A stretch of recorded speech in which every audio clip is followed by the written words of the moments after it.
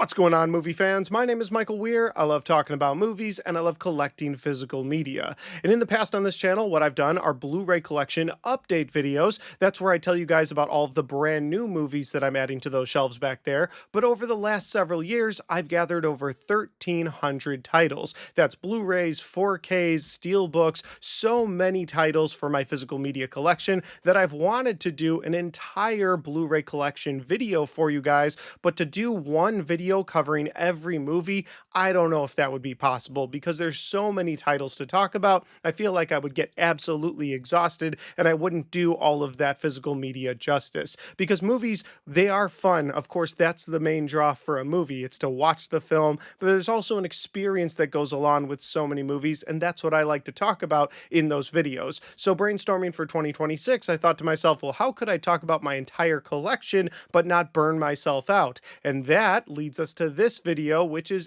part one of a 12-part series talking about my entire Blu-ray collection. These videos will be released once a month throughout the entire year of 2026, and I hope you guys enjoy these videos. Like I said, today we're doing part one, and part one will consist of all the films in my collection that start with the number and all of the films in my collection that start with the letter A. After this, of course, I'll split it up alphabetically throughout the year, and at the end of the year, I'll throw in everything I've picked up throughout the year as well. Now, before getting into the start of my Blu-ray collection, I would like to take the time to say that if this is the first time you found my channel, well, I would love for you guys to hit that subscribe button, check out all the different content that I have. Whether you like movie reviews, Blu-ray talk, or even ranked list videos, I've got a little bit of everything on my channel, and I'd love for you guys to check it out. All right, let's get into part one of my entire Blu-ray collection. Here we go. That is one big pile of shit. No, I shot him. Bullets in the fall killed him.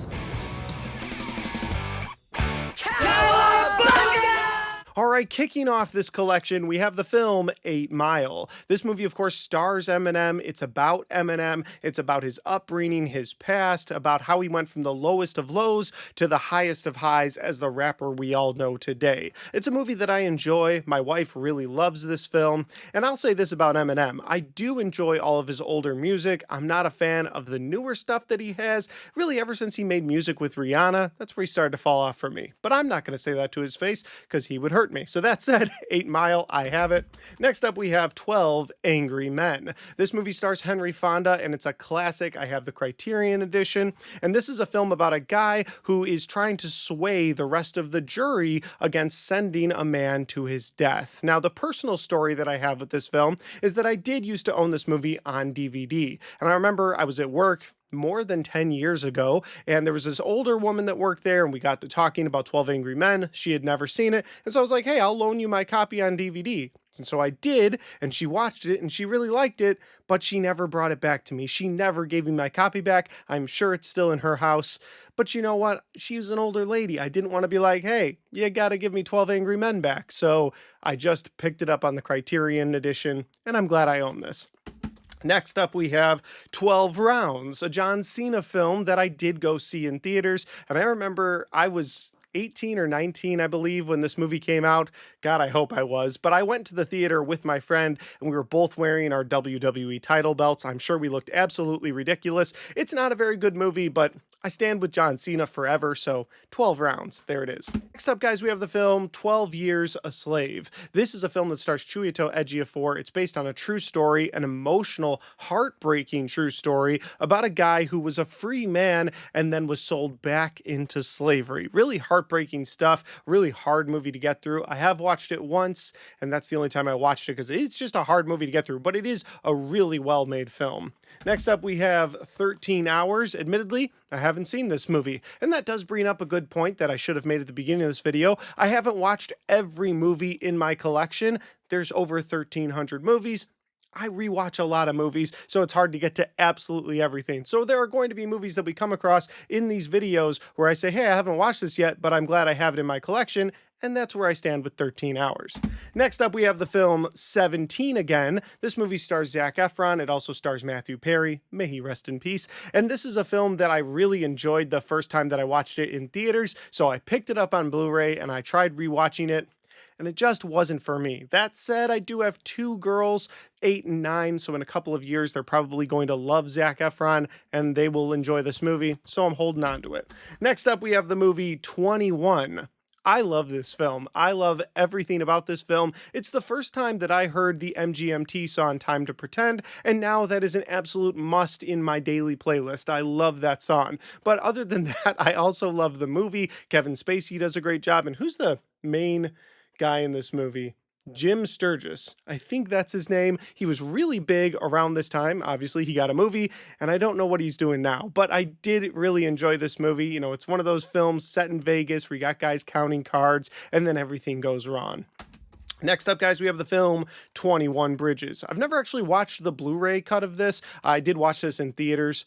It's the same cut, but I guess I'm getting it as I haven't watched it on physical media. I picked it up, I own it, it's a good movie, and Chadwick Boseman's in this film, and man, just sucks that we lost him too early. He was a great actor. Next up, we have 21 Jump Street. This movie came out of nowhere with how funny it was. A lot of people say, like, hey, the last couple funny movies that were made were like The Hangover or Wedding Crashers. I would throw 21 and 22 Jump Street in there. And while we're talking about it, yeah, here's 22 Jump Street, a great sequel to this film. And I loved at the end of 22 Jump Street how they jumped into showing you what the sequels would be. And then how it came out that, yeah, we were kind of hoping to do a Men in Black 21 Jump Street crossover film. We just couldn't make it happen. But if they can ever make it happen, that movie will be the funniest movie of the decade.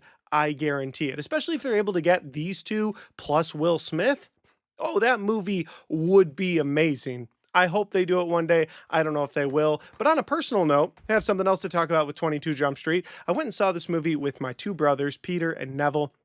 We sat down in the theater, we watched this movie, we laughed the entire time, and I believe this came out in the summer, but for whatever reason, when I left the house, I put on my brand new Hurley hoodie. This thing was awesome. It had the little thumb holes. It was great. We sat down in the theater, we watched 22 Jump Street, and then I took my hoodie off because it was summer and didn't need it in the theater, left it in the chair next to me, left the theater, and the next morning I realized that I had left my hoodie there. I called the theater up. I was like, hey, I think I left a hoodie there. And they're like, no, we didn't find one, which means someone working there definitely stole it. But oh well, I lost a hoodie, watched a great movie. Next up, we have the film 28 Days Later. Now, on the positive side of this film, it did revitalize the zombie genre when it came out. It really was the shot in the arm that zombie movies needed. Crowds were really pleased with this film. But on the negative side, I hate how this movie is filmed. It's very gritty. It's very rough. I'm not a huge fan of the way Danny Boyle shot it. But the story is great. Cillian Murphy's performance is great. And it would lead to some great sequels down the line. And speaking of those great sequels, the next movie we're going to talk about is 28 Weeks Later. This movie, of course, is not directed by Danny Boyle, and technically, I don't know if this movie exists in the current 28 Days, 28 Years timeline, because they never reference anything out of 28 Weeks Later. It's definitely the more action-led film of the entire franchise, whereas 28 Days Later was a bit of a slow burn with some zombie, rage monster, infected people, however you want to call them, attacks. But this movie was more military is going in, we're cleaning up the streets, and oh shit, an outbreak happened again. Now we have to defend ourselves again. So this movie is more action heavy. But now that we've gotten to the 28 years portion of this franchise, it's gone back to that slower burn. Still some fun action scenes, but nowhere near the action in 28 Weeks Later. Next up, we have the vampire flick 30 Days of Night. This movie stars Josh Hartnett, and I love this film. It's a movie about a small town in Alaska where it's 30 days of night. The sun doesn't come out for a full 30 days,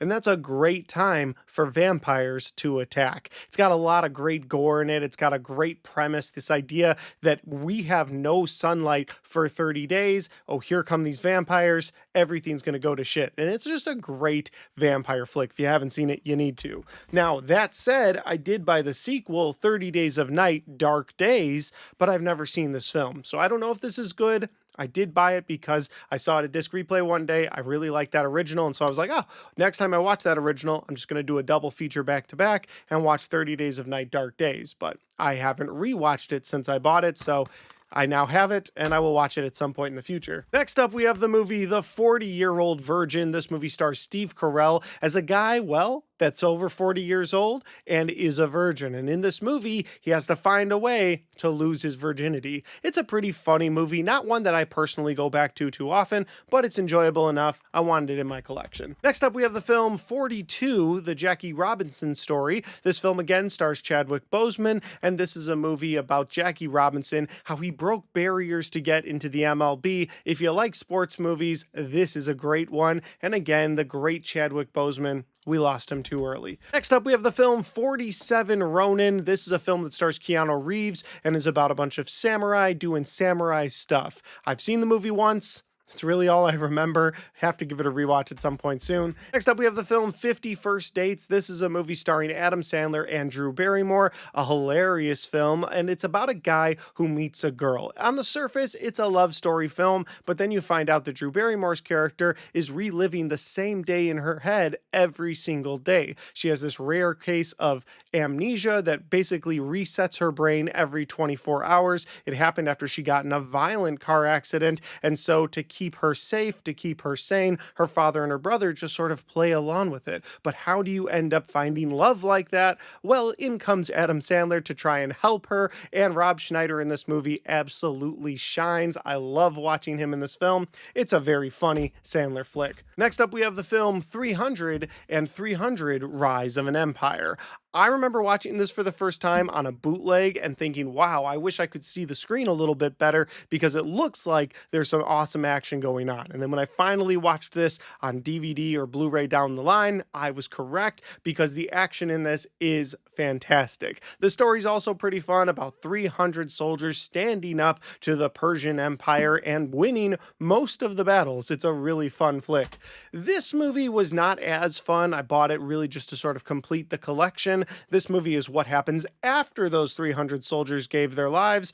There's some elements that I really like. Eva Green is in most of those elements, but otherwise, it's an okay movie. Next up, we have the film 3:10 to Yuma. This movie stars Russell Crowe and Christian Bale. Russell Crowe plays the villain, the criminal that needs to be brought to justice. He's being brought from one place to another, has to get on the 3:10 to Yuma train, and Christian Bale plays the guy that's hired to get him on that train. And Christian Bale also plays a guy that can't be bought. He wants to get paid for this job, but he's not going to do something bad. He's not going to help this guy get away. And so when all of Russell Crowe's boys get there, led by Ben Foster, well, it's a huge shootout. If you like Westerns, this is a great modern Western that I love.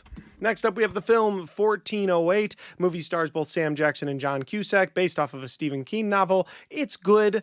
Not great. I remember watching it and being like, well, that's kind of trippy. And then I watched it again and I'm like, all right, I like this movie, and so now I own it. Next up, we have the film 1517 to Paris, a movie I haven't seen yet, so definitely need to put this on the list, about a bunch of terrorists that take over a train. There's a couple of military guys on there that have to try and stop them. Next up, we have 1917, another film I have not seen yet, so I will just leave my thoughts at that. And finally, in the numbers, we have 2001: A Space Odyssey. And this is another movie I have not watched yet. I do need to watch it on my big screen down here. I hear that it's beautiful to look at, one of Kubrick's best. Some people say it is Kubrick's best movie. Since I haven't seen it, I can't say that yet. I love Eyes Wide Shut. I love The Shining, so I'll probably love 2001. I just haven't watched it yet. And that brings us over to the A's, and right off the top of the stack here, we have the film The A-Team. This movie stars Liam Neeson, Bradley Cooper. I love this version of The A-Team. I grew up watching The A-Team on MeTV. It's a little station out of Chicago that showed older stuff, and so they would show The A-Team, and I used to love that show, and so when they made a film starring Liam Neeson when he was in his action phase, well, I absolutely had to watch this on day one. Remember absolutely loving my time in the theater, and I've seen this several times since then. It's a great film. Next up, we have the film Abigail. This film came out a couple of years ago. A great little premise to this film. A little girl gets kidnapped right after her ballet class. You feel really bad for her. You find out that the criminals are planning on holding her for ransom till her father pays the ransom money. But then you find out that she's the daughter of Dracula, and this becomes a great vampire flick. I love everything about this movie. No notes at all. You need to check out Abigail if you haven't seen it. Now, speaking of vampires, we have Abraham Lincoln Vampire Hunter, a little bit of a revision of Abraham Lincoln's history, where he actually, on top of all the other stuff he did, was a vampire hunter. And I believe in this movie they even say he died because of a vampire hunter. Like wasn't really just John Wilkes Booth upset about the South losing. Nope. It was a vampire hunter. So revisionist history, it's fine. It's an okay movie. I have it in my collection because I really like vampire flicks. So when I'm in the mood for vampire movies, I just want to watch every one that I have. Next up, we have the film Accepted, one of the funniest movies in my collection. I love this film. It's what made me love Justin Long in the first place. I think he does a great job in this movie as Bartleby, the guy who is not able to get into any of the colleges in his area. So he creates a college, the South Harmon Institute of Technology, and that, of course, just kind of spells out shit. And he makes the link clickable so all of these other rejects who couldn't get into college, well, guess what? They were all able to get into the South Harmon Institute of Technology. It's a really great premise. It's an original premise, and it's a hilarious film. Next up, we have the movie The Accountant, and I don't think I own The Accountant 2 yet, but I should because it's been on Blu-ray for a while now. The Accountant is a really great slow burn film starring Ben Affleck and John Bernthal, where they seem to be on a path to collide with each other, and then there's a great twist at the end that I won't give away here that makes this movie worth the watch. The Accountant 2 took everything I liked about the first Accountant film and brought it to the next level. Since I don't have The Accountant 2, I felt like I just had to throw that in there, but I will be adding The Accountant 2 to my collection very soon. Next up, we have the film Adaption, and as much as I love Nicolas Cage, I have not sat down to watch this film yet. It's one that I'm waiting to watch with my wife. It might be one of my movie nights in 2026. You guys will just have to wait and see. Next up, we have the film The Adventures of Ichabod and Mr. Toad.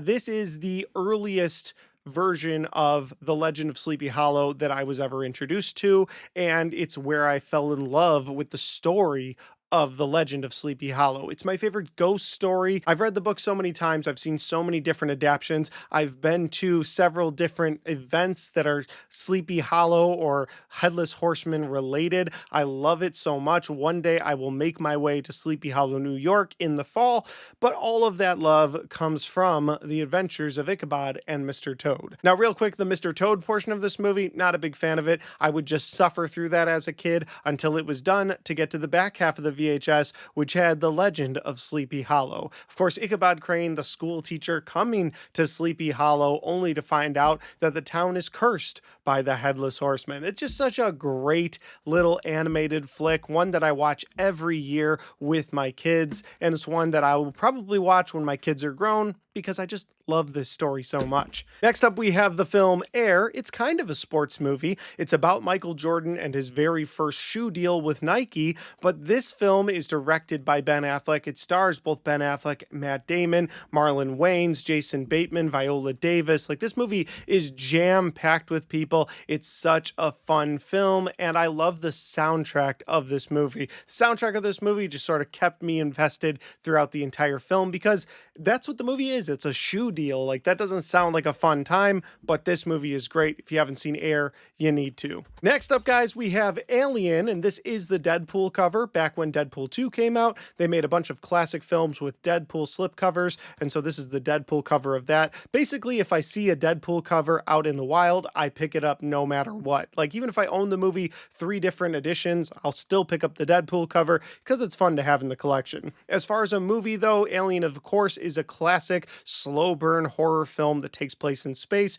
You've got Sigourney Weaver as the badass Ripley who goes one-on-one with the xenomorph. I love everything about this film. But on a personal note, the little personal story that I'll put with this is that the first time I watched this, my dad rented Alien and Aliens from the video store with me. We sat down and we watched Alien and Aliens together in his room, and he had a TV probably like this by this, and I remember just watching this movie and being absolutely entranced by it, loving space in general, loving the concept of this xenomorph, how gory it was. I think it was my first R-rated movie as well. I was 12 years old. My dad knew. He was like, listen, it's 12 years old. It's time to watch grown-up movies. So he showed me Alien, and man, I'm so forever grateful for that. Because even though my first experience with this film was on a little screen like this big, it's still my favorite time that I've ever watched this movie.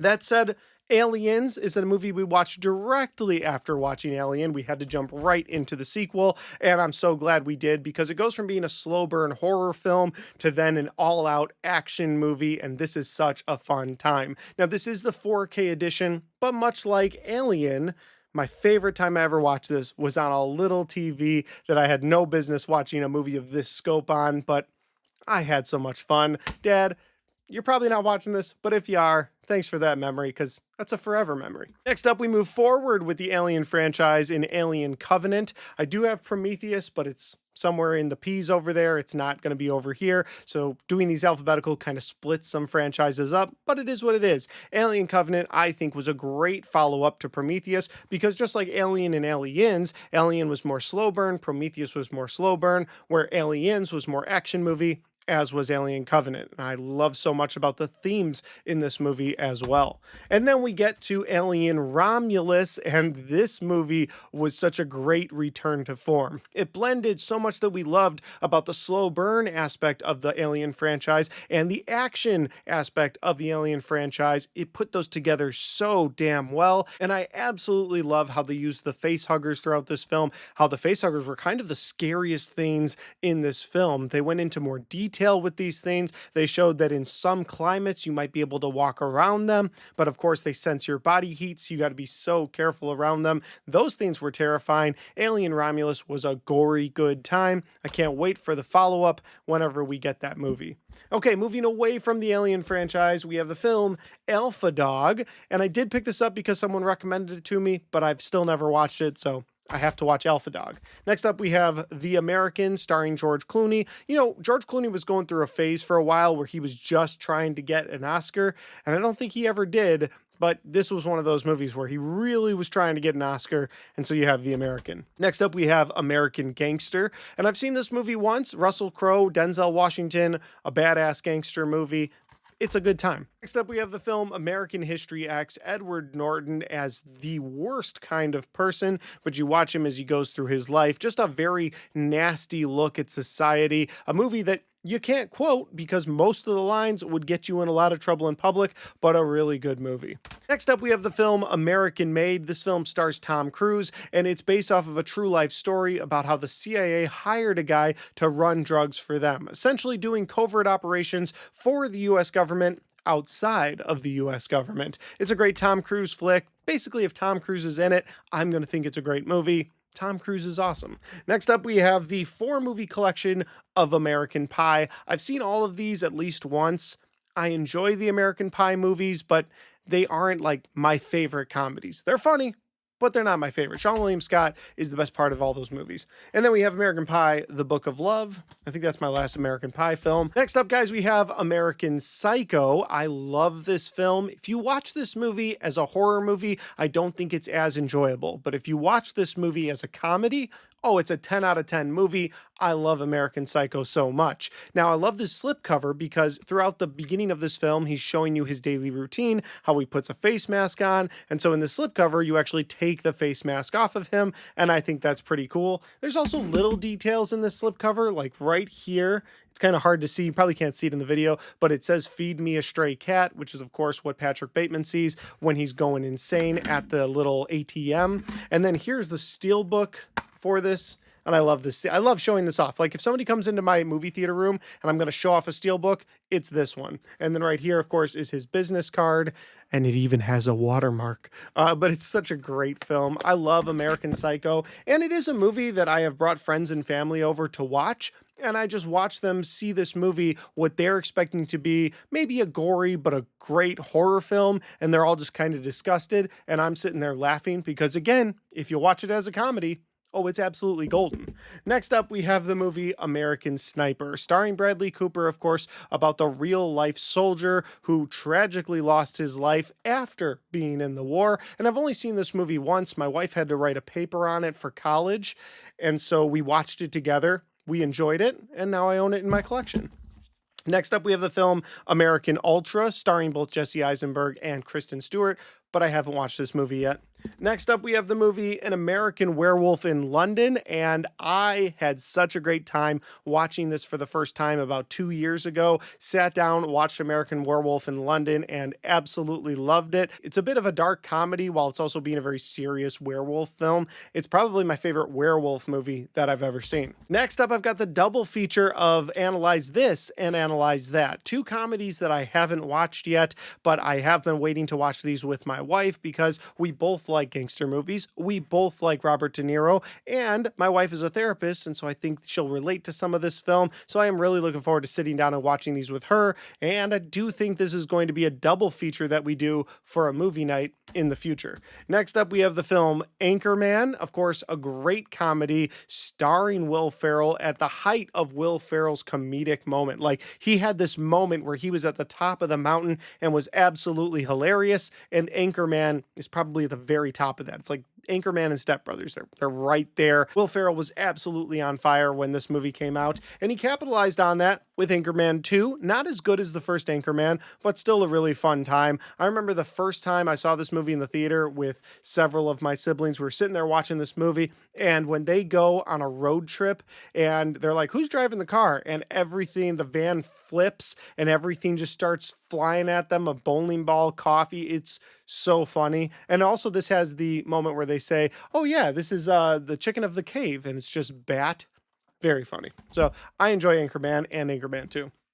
Next up, we have the third movie in a trilogy, Angel Has Fallen. Of course, the Fallen film starring Gerard Butler, where you've got this guy in the first film who was a bodyguard for the US president, ends up going back to being a bodyguard for him when the White House gets attacked. Then he's with the president when he's in London, and London's under attack. And then in the final film, he's the one being attacked. He's the one being set up. And so you have Angel Has Fallen. All in all, it's a really fun trilogy, and I thought this was a great way to cap it off. Next up, we have the movie Anger Management, another great Adam Sandler film starring both Adam Sandler and Jack Nicholson. There's just so much to love about this movie. I feel pretty. Oh, so pretty. Come on, it's a great scene.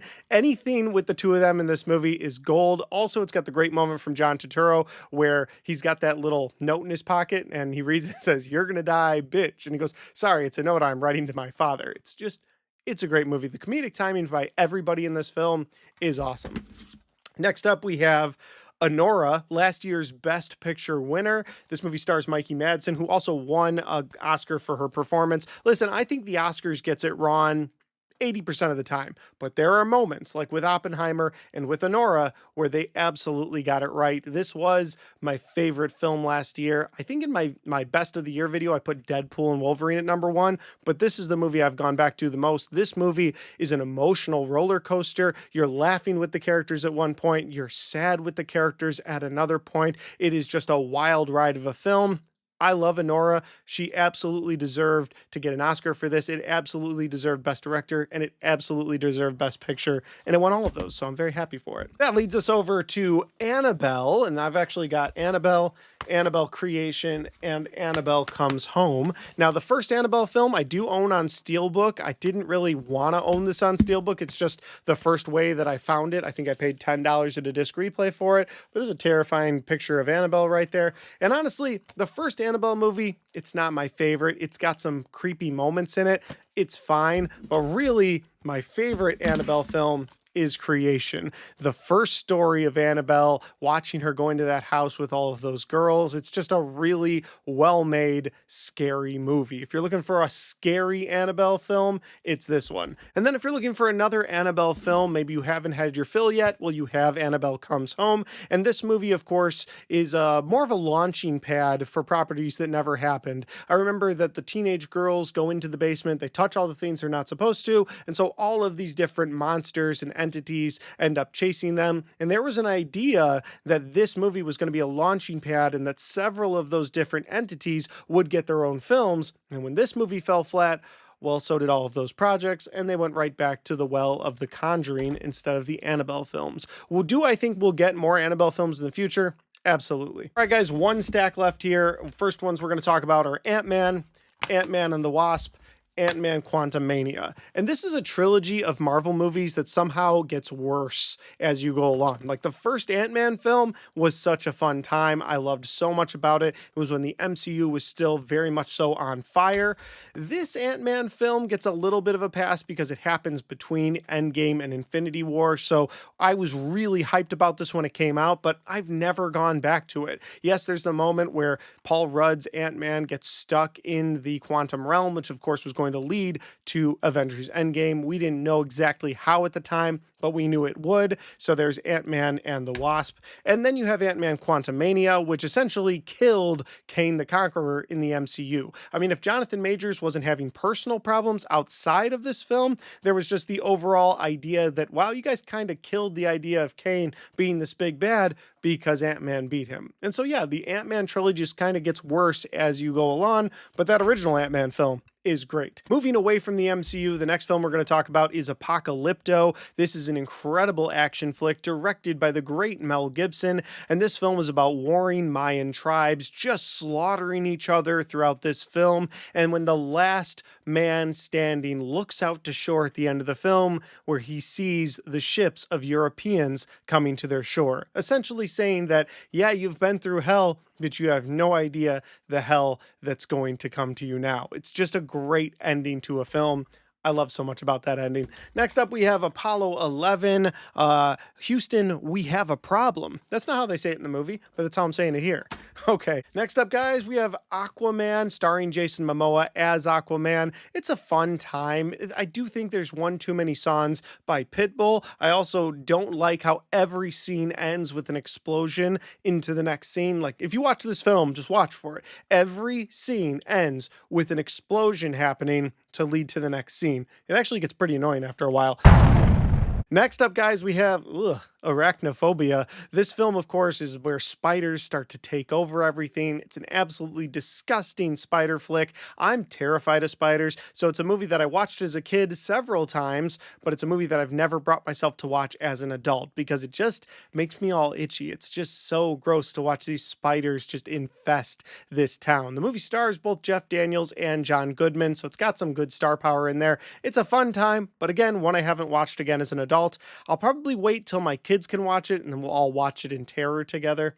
Just disgusting. Next up, we have the movie Argo, the movie that Ben Affleck won an Oscar for, but he should have won an Oscar for The Town. It's still a great film. I understand why he won an Oscar for it, but yeah, I feel like they really snubbed him on The Town and they're like, all right, we'll give you one for Argo. That's what I feel like what happened. Next up, we have Army of Darkness. Not my favorite in the Evil Dead films. In fact, this one is very slapstick. Like, it's horror, but it's very slapstick. A lot of people love this movie. I'm not throwing shade at it. It's a decent enough film, but if I'm in the mood for an Evil Dead movie, I want to watch something a little more serious. That's just my own personal opinion. Next up, we have Arrival, a thinking man's alien film. The movie stars Amy Adams, Jeremy Renner, Forrest Whitaker, and the movie is about aliens coming to Earth, but what are they coming to Earth for? And the movie takes a really long time to get there, but at the reveal, man, it's such a good movie. I really like this movie. Again, a thinking man's alien film. Next up, guys, we have an absolute Halloween classic in Arsenic and Old Lace. This film stars Cary Grant as a man who comes home with his bride over the Halloween holiday, only to find out that all of his family members are certifiably insane. He's got a couple of aunts who bring people in under the guise of, oh, we're going to give them a place to live, and then they're murdering people. He's got a crazy brother who thinks he's Theodore Roosevelt, and because he's crazy, he's burying these people in the basement because he's been convinced that they all have yellow fever. And then he's got an even crazier family member who's a criminal who comes in with Peter Lorre. They come in and, whoa, they are going to kill Cary Grant's character as well. So it's a great Halloween flick. It's a fun black and white film.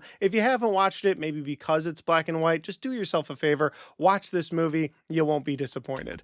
Next up, we have Assault on Precinct 13. This is, of course, the remake of the John Carpenter film, and I love this remake. Starring Ethan Hawke and Lawrence Fishburne. It's a great film about a couple of people at this police station that's going to be shut down. They get their last prisoner, who's played by Lawrence Fishburne, and then it seems like all of his people are coming to break him out. So now they have to defend this police station with their lives. Oh, and there's some great twists and turns in this movie that I love. Next up, we have Atomic Blonde. Picked this up because I think it was like part of a 3 movies for $5 deal. Haven't ever watched it. I will watch it eventually.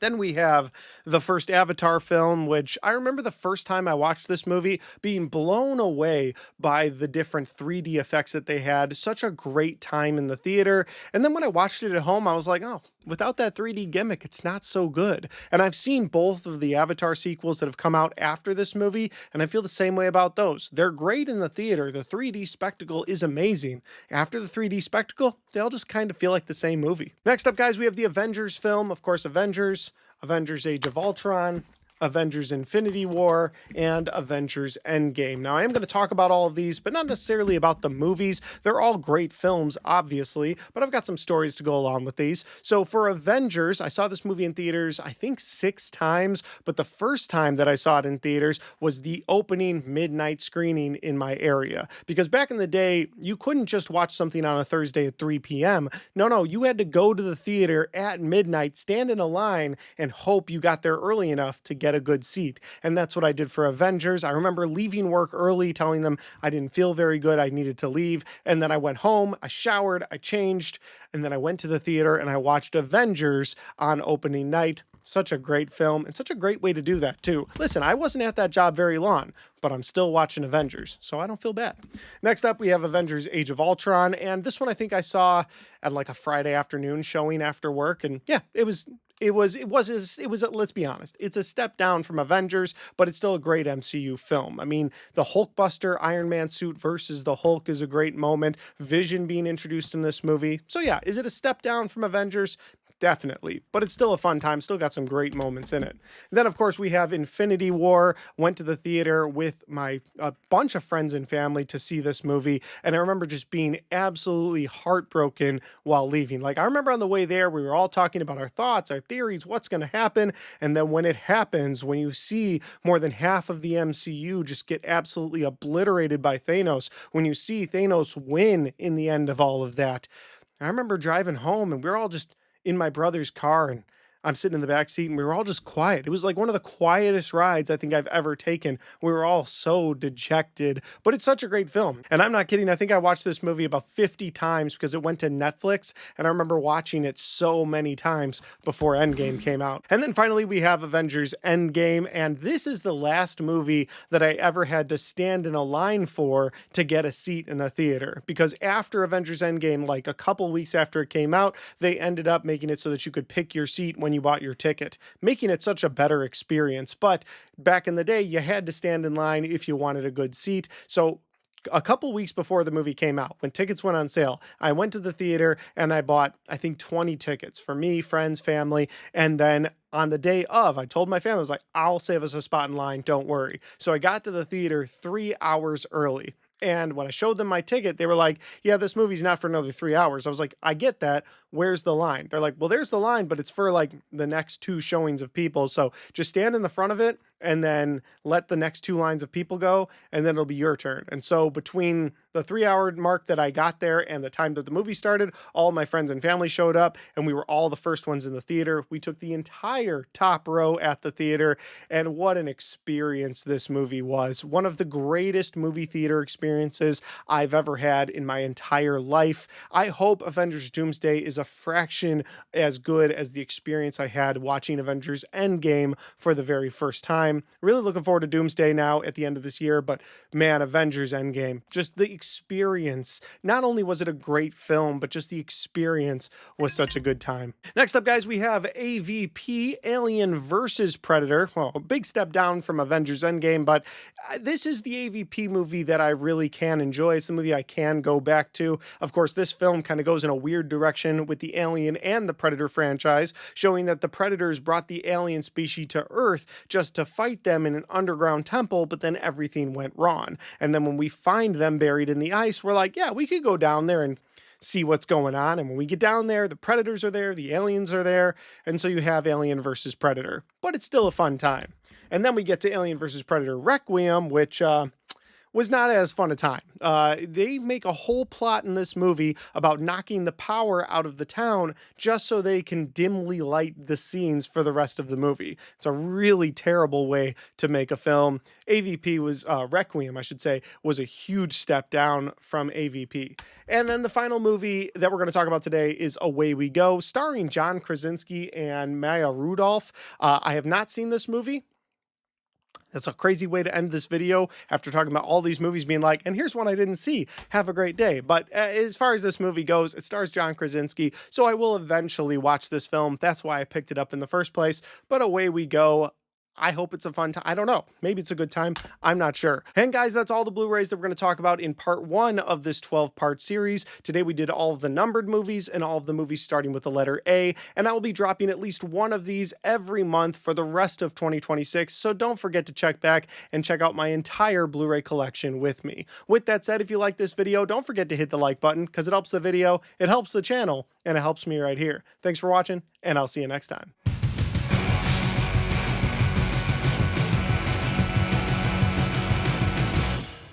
All right, guys, we got to the end of part 1 of my entire Blu-ray collection. I hope you guys enjoyed this video. I had a great time making this, talking about these movies, talking about the memories I have with these movies. Now I have to re-alphabetize all of these and put them back on those shelves back there, but this is a process I'll be doing throughout the entire year, so I might as well just learn to love it. With that said, if you want to check out any of the other content on my channel, well, I've got all of my Blu-ray collection updates right there, and I've got my movie theater walkthrough, which is this entire room, right there.